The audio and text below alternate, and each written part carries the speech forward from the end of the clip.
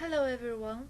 Today we will talk about the adjustment process to a U.S. doctoral program from the perspective of a Chinese student who are majoring in social science. I am the presenter Yu Chen from Iowa State University.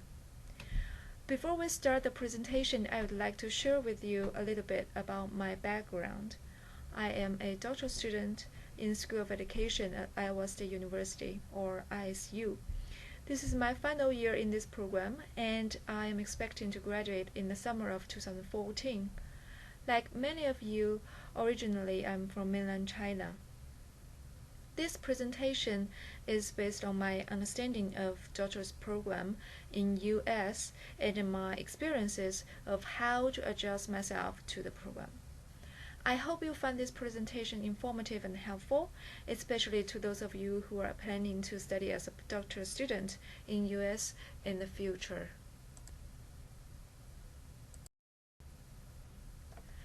Today, we will mainly talk about three topics. First, I will briefly talk about the application process to a US doctoral program. This will be the first step for every potential doctoral student. Second, I will introduce the academic process and milestones you will need to go through before earning a doctorate degree. Third, we will focus on the adjustment to a U.S. doctoral program as an international student.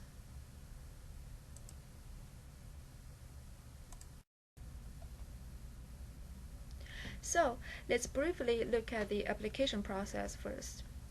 For applying to a doctoral program, the application materials that you will need to prepare usually contains the application letter, your CV, test scores, recommendation letters, usually 3 of them, and maybe a writing sample based on your thesis, publications, or coursework that can demonstrate your writing ability.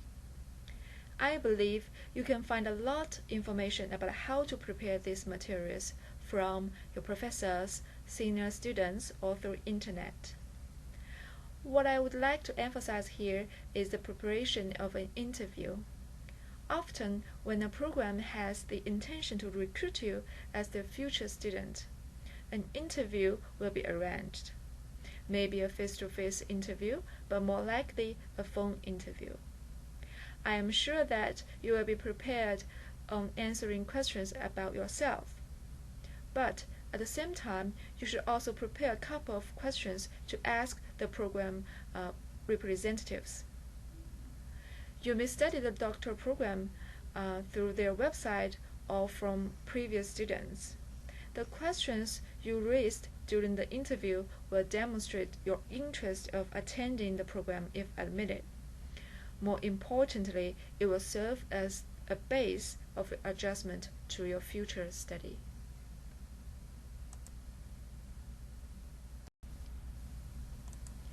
Once entered a doctoral program, there are several things you may experience beyond what we have talked about in the previous slide. Most doctoral students will find an assistantship that close to his or her study area. It will be either a teaching assistant position or a research assistant position. The assistantship will sponsor their study and also provide the experiences for the future. Many doctoral students will attend annual academic conferences in their area and present their research in the conferences. Attending these conferences will be very beneficial since it can serve as a platform providing communication, networking, training, and even information about job opportunities. Some doctoral students will be involved in some publication experiences as well. They may be involved in writing journal article manuscripts, book chapters, policy briefs, and so on. They may publish these works either by their own or with their advisors or other faculty members.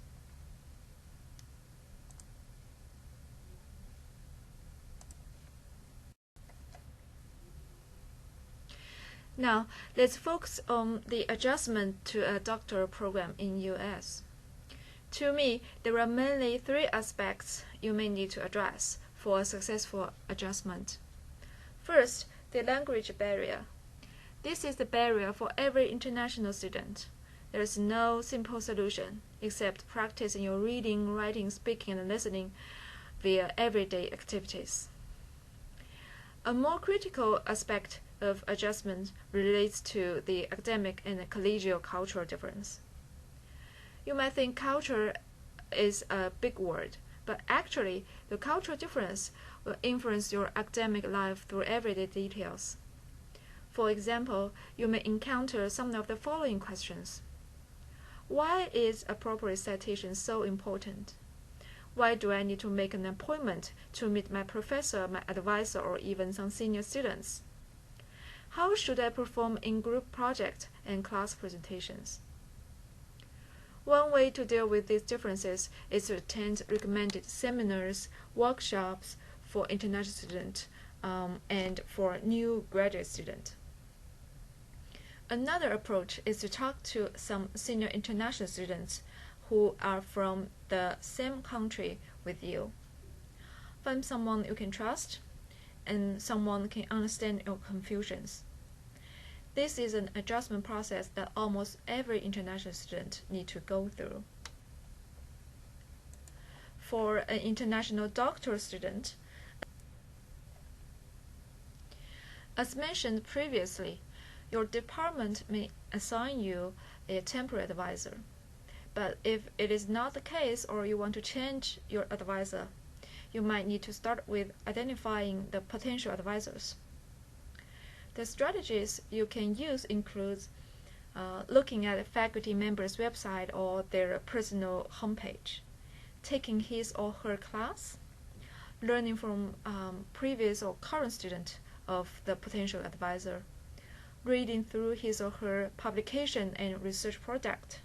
An easy way to do this is reading through his or her CV. And of course, you can directly talking to the potential advisor. Another thing you may need to know is the role of the advisor during your academic journey. I like the following description of the advisor very much.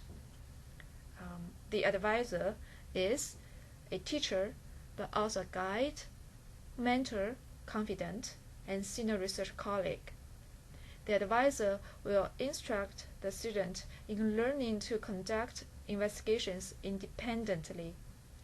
A successful relationship between the advisor and the student should be respectful and collegial.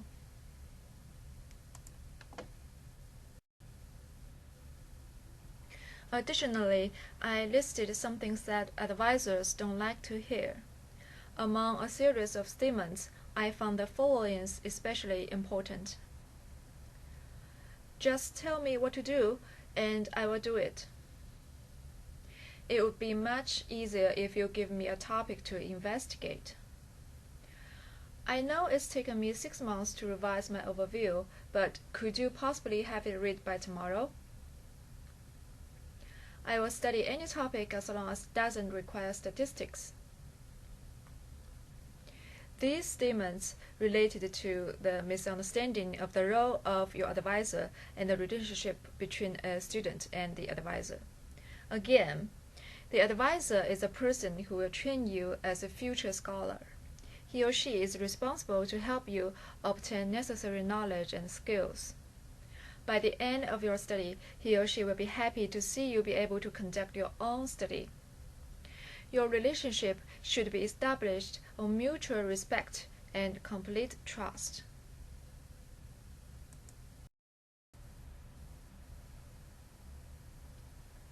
As referred previously, the Program of Study POS Committee is a group of faculty members responsible for assisting the doctoral student in taking appropriate classes, conducting study, preparing dissertation. They will determine whether or not the student's course plan and proposal are approved or not, and will examine the student at the end of the process. Usually, the major professor or advisor is the committee chair. and will have the major responsibility for guiding students towards a successful learning outcome. As a new international student, it is somewhat confusing to understand the role of POS committee and how to form the POS committee. It might make you feel stressful since POS committee is so important to your doctoral journey. A good way to start is to share your concerns and questions with your advisor, and then you should trust and follow his or her suggestion.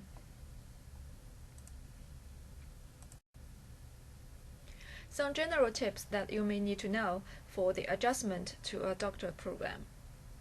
First, learn from experiences of senior doctoral students. Second, make sure you are familiar with the resources that you can use. The resources from your advisor, from research lab, your department, your college, or in the library. Third, set up your personal goal and timeline at the beginning. Fourth, communicate with your major professor or advisor and your committee members along your journey.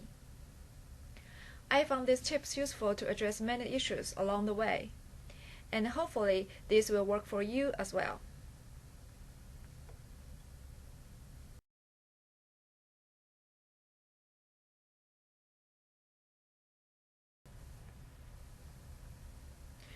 Thank you very much for listening to my presentation. I hope you find this presentation helpful to your future study. Please feel free to contact me via email if you have any questions.